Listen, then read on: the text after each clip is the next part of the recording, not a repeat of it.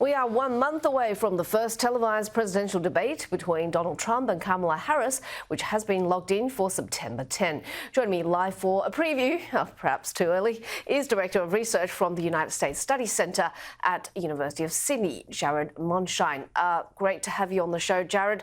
Let's talk about the Trump presser, where he talked about this, and words like pointless, incoherent have been used to describe that press conference or press appearance. Do you think he's, a bit jealous about all the limelight going to the Democrats?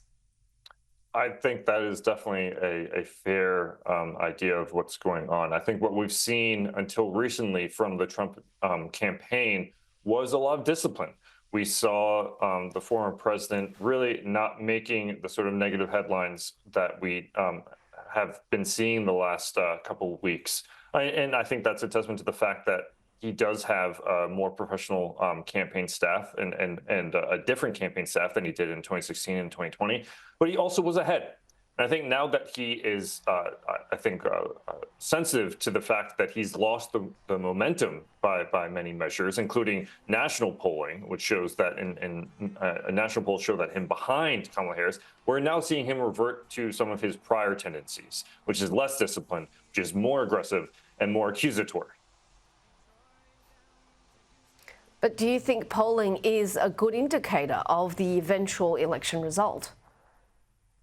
That's a great question. It depends on what polls. I think in the national polls, where there are some polls showing Harris ahead by 4 or 5 points, but she could be ahead by even a larger margin than that. It wouldn't matter. She could also win every single vote in California, Illinois, and New York, and still would not matter, because it's not national polling that matters. It is the Electoral College that matters. Because if national polling mattered, then we'd have a President Clinton, Hillary Clinton.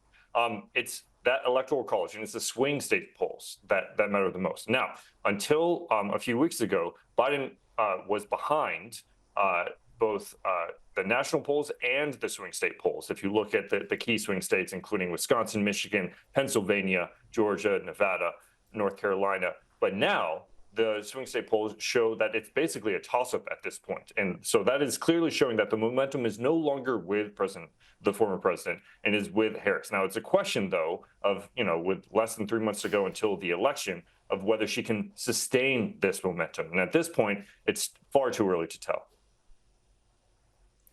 And also, I guess we're a bit early, is that in 1 month or so, we'll have this televised presidential debate. Your ideas on what the two hopefuls will say? There's a lot of interesting ways to look at the debate, because what I always think about is the 2016 debate between Hillary Clinton and Donald Trump, the first time he was on the debate stage with Hillary Clinton. Clinton voters came away from that debate saying she had won because she had stayed on script. She'd hit all the key policy agenda areas, the key policy priorities. She stayed composed and looked presidential.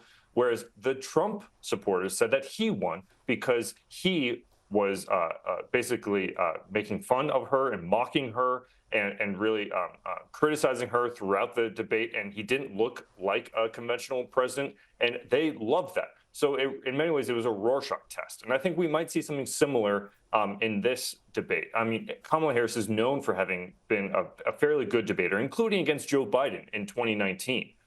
But this will be a very different debate than the one we saw in June with Joe Biden. I think she will be prepared far more differently than Joe Biden was, who was perhaps over-prepared with details and not enough in terms of substance of performance and looking confident, which is really important for these debates. As much as they may be a debate about policy details, most people could watch the debate with the sound on mute and take away who they thought won it, because there's a lot more, in my view, about performance than just substance.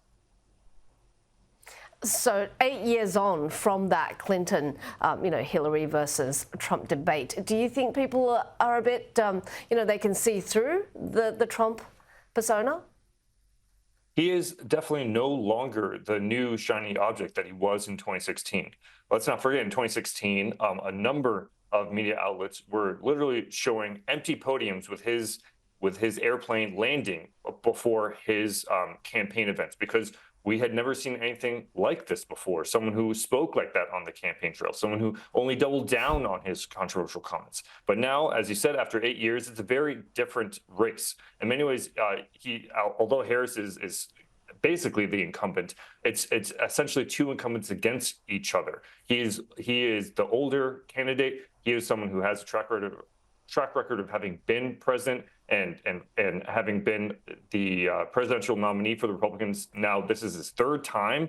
I think this is a very different race. And I think one good barometer of this is looking at enthusiasm amongst Harris voters and Trump voters.